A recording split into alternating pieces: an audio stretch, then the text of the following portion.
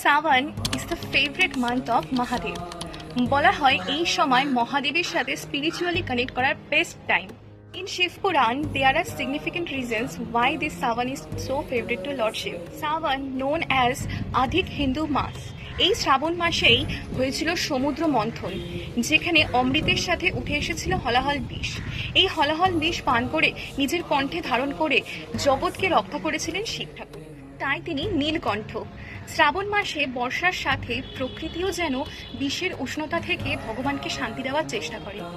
গ্রীষ্মের তাপদাহের পর বর্ষার শীতলতাতে শিব ঠাকুরকে জল চড়ানোর নিয়ম আছে। এই সময় পৃথিবীর বিভিন্ন মন্দির, বিশেষ করে শিব জ্যোতির্লিঙ্গগুলিতে ভক্তদের সমাহার বেড়ে যায়। ভক্তরা দূর দূর থেকে গঙ্গা জল এনে শিব ঠাকুরকে অর্পণ করে থাকে। মাতা পার্বতীও মহাদেবকে স্বামী রূপে পাওয়ার জন্য 16 সোমবারের উপোস এই শ্রাবণ মাসেই শুরু করেছিলেন। ভোলানাথ এমনিতেই অল্পতে সন্তুষ্ট, তাই একটা বেলপাতা আর জল অর্পণ করেই ভক্তের ডাকে তিনি সাড়া দিয়ে থাকেন। In the next video with amazing stories of Sanatan Dharma. Till then, Har Har Mahadev.